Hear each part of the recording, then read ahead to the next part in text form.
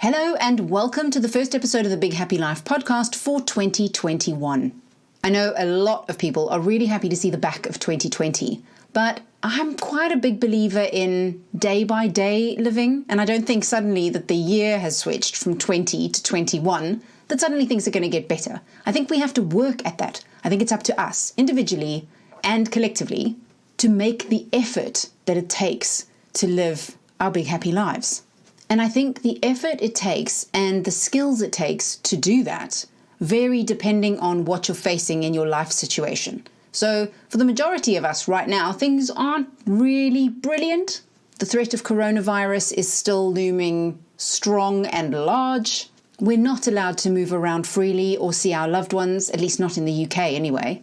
Tensions are rising, anxiety is rising, and even the positive people are getting a little bit fed up. In these sorts of circumstances, it would be easy to argue that it's not really possible to be particularly happy. And I don't know about you, but if somebody tells me to just be positive and look on the bright side, it kind of makes me want to punch them in the face.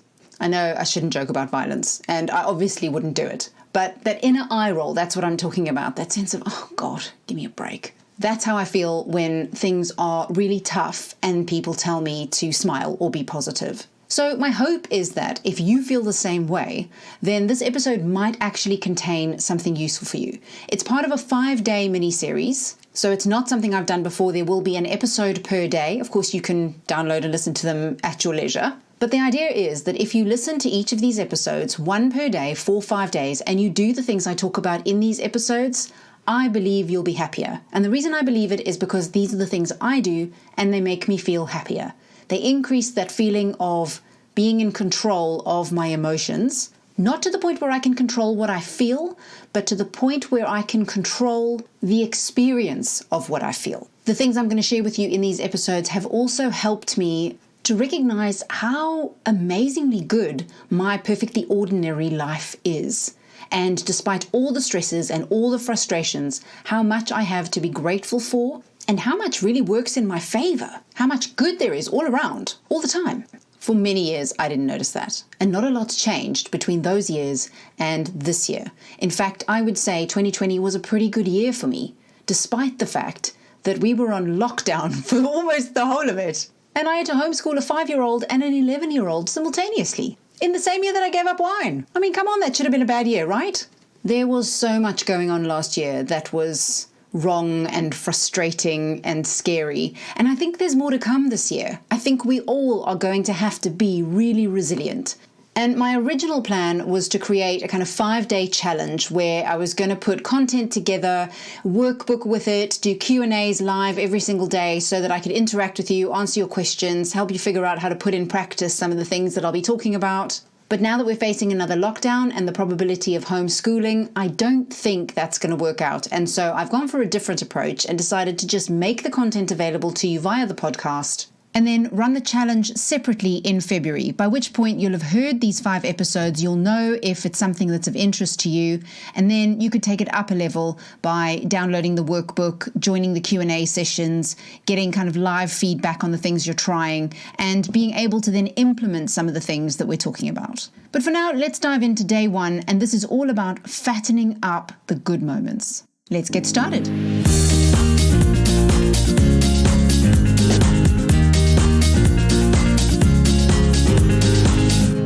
When I deliver corporate training, I often talk to leaders about the balance between positive and negative.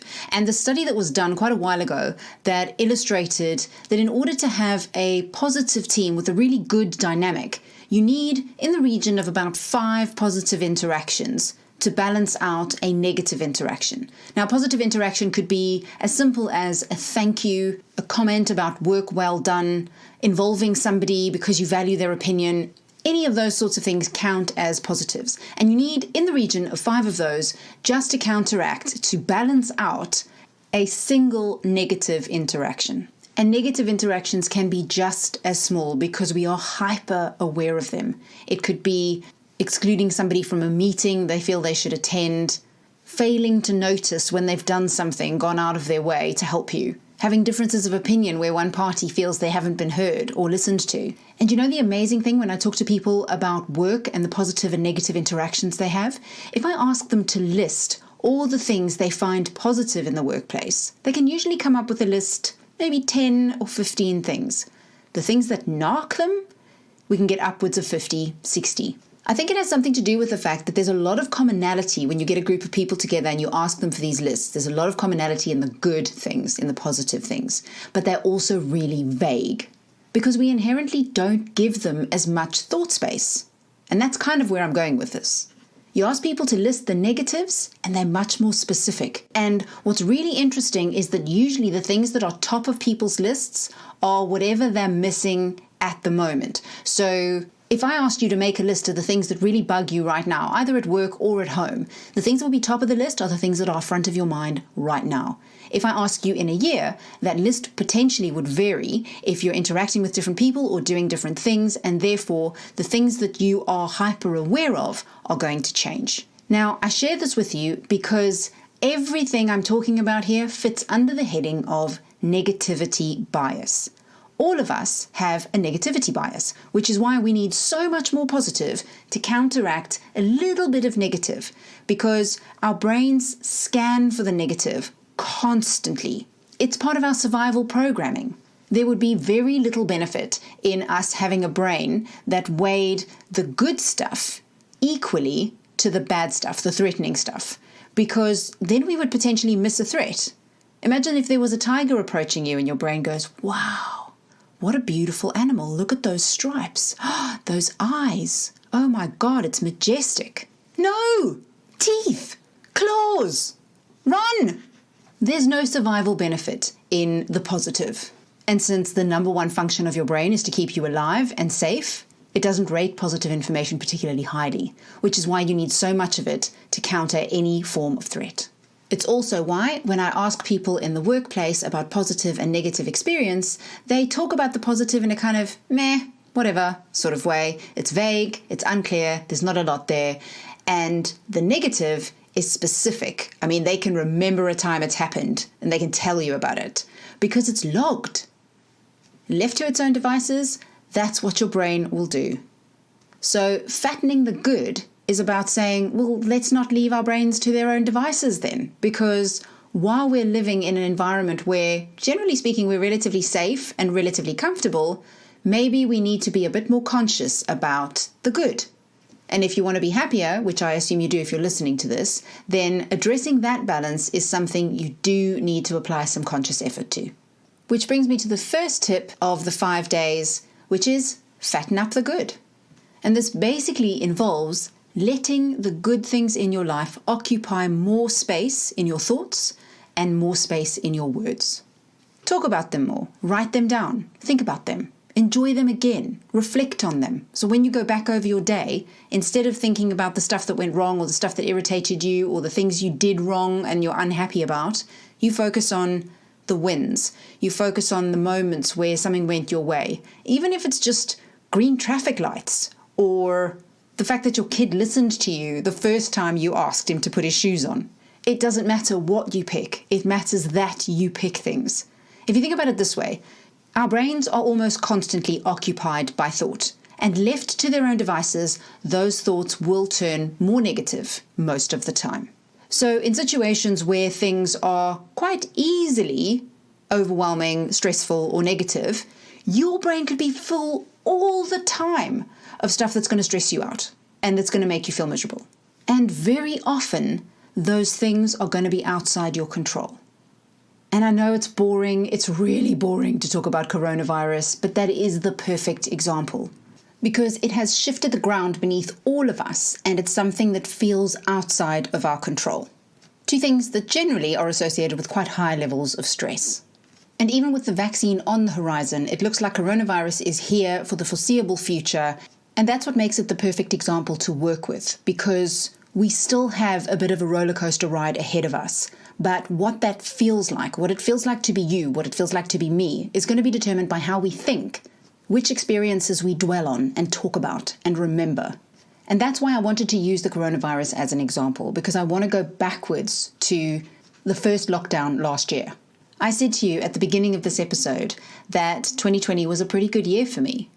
But that's only because I chose to think about it that way and I chose to remember it that way. I made a conscious effort every single day to pay attention to the good moments because they were always there, but it was so easy to become overwhelmed by the bad ones. I'm fairly certain I cried most days. There was one day, actually, where I was sitting with my children and I actually started crying at the table while we were supposed to be doing schoolwork, and I went, I have a job I love. I don't want to be your teacher. Well, they both sat there staring at me, really unsure about how to navigate the situation of Mummy losing it. There were so many of those moments. But had I let them become my focus, I wouldn't be sitting here telling you that that period of time was wonderful. Because without conscious effort, it was so easy to become overwhelmed by the stressful elements of things and the stuff that was outside of my control. And for a little while, right at the beginning, before I took control, I was overwhelmed by that stuff. And I ended up having to actively remove some of the negative triggers like the news and coronavirus numbers, because I was obsessed with that stuff for a while. So fattening up the good sometimes also means taking control of what's coming at you, the information that you're paying attention to that's coming from outside you. If you're facing something really challenging, you're facing something that feels like it has the capacity to overwhelm you, there's never a better time to fatten the good. And it really is an active process. But I think once you see that your spirit and your mind are both strong enough to sustain whatever's coming at you, and that you can still find the good in those moments, I think you begin to see them differently and you begin to see yourself differently, and there's power in that. The reason I say that lockdown was wonderful is because it was the first time our family genuinely connected. My kids are adopted. My daughter was 7 when I met her. My son was 17 months old. So particularly for my daughter, we had 6 weeks with her before she went to school. And from that point, almost all of our time together became about kind of life admin stuff. Snacks and meals and baths and school stuff, homework, all that sort of thing. So aside from the first 6 weeks we had together, at which point none of us really knew each other and we were all terrified, we haven't had any proper, genuine time together. Even the school holidays were more about kind of play dates and getting her together with her friends or going to see mums and play groups with my son. This was months of just us. And when I was overwhelmed and stressed, I wasn't using it. And I was well aware that what was actually going to happen was that I was going to look back on this opportunity and know that I had missed it. So when I started to fatten the good, when I started to pay attention to the tiny little things, the 5 minutes where my son would sit still and do something with his schoolwork that his teachers had sent, or the times when my daughter and I would connect and laugh instead of her feeling stressed, giving those moments extra weight gave me extra strength. And so as things progressed, we started doing things like singing assemblies. We opened a tuck shop. We brought their toys down to school with us. We did forest school and we turned baking into a science experiment. And all of that stuff came out of nightly focus on the little wins of the day, the things that made me smile or made them smile, the things that we would say, yeah, that was great. What was the best part of today? I loved this. I loved that. Ooh, can we do that again? We used to have those conversations at the dinner table to try and buoy up the good stuff and make that the focus. And so even if you ask my kids about that time, they'll say the same. It was great fun. My daughter actually wants to be homeschooled now, but that's another story. So that's day one's advice, to fatten up the good. The most obvious way to do that is a very popular way in positive psychology, which involves keeping a gratitude journal. And you can write in it every night or every morning, just to write some of the things you're grateful for in the previous 24 hours. Now, if you've never done this before, it's worth noting that it often feels like quite a hollow experience when you are writing a gratitude journal. I really didn't like doing it when I first started, but it was a game changer because even though it felt really hollow and quite forced when I first started doing it, what I didn't realize it would do was change how I saw the moments of my life as they unfolded. It made me more able to notice the little good things when they happened, because I would think, oh yeah, I can write about that later. And now I've reached the point where I don't have to write every day because it's started to become quite a natural thing that I notice the little moments that I have on a day-to-day basis as they're happening. And so I only really use a gratitude journal if I feel like I'm kind of erring on the side of the negativity bias again, and therefore need to fatten the good, need to actively and consciously do something to redress the balance.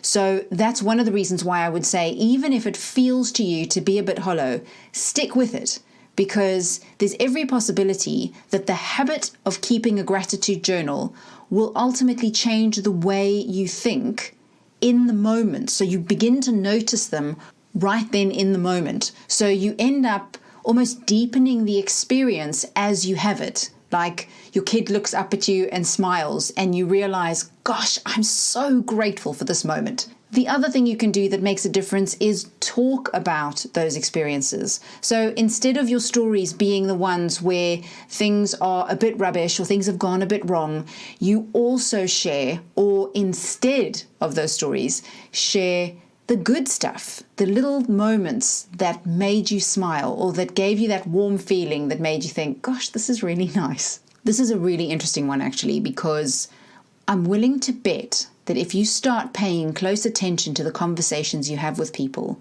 and you notice the stories that people share with you, you find the negativity bias absolutely rife. And it's so much easier to moan and complain and to talk about all the things that are wrong, because those are the patterns that we're used to in our conversations. But Brené Brown put it perfectly in Rising Strong when she spoke about how most of us bitch and moan about everyday life, and then something big and catastrophic happens, and all we would give anything to have everyday life back. And so that's the final way to think about how to fatten up the good, is instead of doing it from a gratitude perspective, do it from a what do I stand to lose perspective. Now, depending on how you experience worry or anxiety, this may not be a very good one for you if it's going to stress you out. But it's basically the simple act of looking down instead of looking up. In other words, instead of looking at all the things that you aspire to have, the things you don't have and that you want, the things that are not going right and that you want to change, you look down at the things that could be worse, the things you stand to lose, the things that you ultimately can be grateful for, and then make an effort to notice them right then in the moment when they're happening. So to summarize, start with a gratitude journal if it's not something you already do. Talk about and think about the good stuff, even if you don't write it down. Just let it come to your mind more and notice it in the moment when you have little wins that ultimately you might forget or still chalk the entire experience up to something that's negative, to notice that parts of it are actually pretty good and that things are going quite well. And doing just that will tip the balance a little bit more in the favor of the good, which ultimately allows you to experience greater happiness because you have more on which to base it to recognize how good life actually is in the grand scheme of things. On top of that, and as long as it doesn't stress you out, you can make a habit of looking down, of recognizing all the things you stand to lose and therefore can appreciate while you have them. A silly example of this, every single time I go into the loft, I recognize what a privilege it is that my muscles are still strong enough for me to climb that ladder, to hoist my body into the loft space, and then to get down safely once I've done whatever I need to do up there. The same when I exercise, or when I have to park really far away from something that I need to get to, and I can walk the rest of the way. Without the conscious choice to recognize these things, we take them for granted, and they are not to be taken for granted. There is so much, if you look around at that level, at quite how much you have, that can never be underestimated. It's really easy to find things to be grateful for. And from that perspective, it's really easy to fatten the good. So that's the tip for day one. Now, when it comes to happiness, you can approach it from two sides. We've looked at it from the more positive side of fattening the good, but tomorrow what we're going to look at is coming at it from the other side of removing the obstacles that get in the way of your happiness. So dealing with some of the more negative emotions and negative experiences And actually, we're going to play with that terminology over the 5 days as well, this whole positive, negative business. If you've enjoyed this episode, please share it with your friends, anyone who you think would benefit from hearing this, or possibly would be a great conversation partner so you have somebody that you can talk to so you can both fatten the good. Then share this episode with them, maybe send a personal note. Of course, it's great for the podcast, but it's also great for you and for the person you share it with, because ultimately you're both more likely to put this kind of thing into practice if you're doing it together. As always, if you have comments or questions, visit the show notes page. You can find that at bighappylife.co.uk. And you can also join the Facebook group, which you can find at Big Happy Life page. And you can post comments or questions in there anytime. I hope you found the episode useful, and I hope you'll come back tomorrow. For now, though, thanks for listening.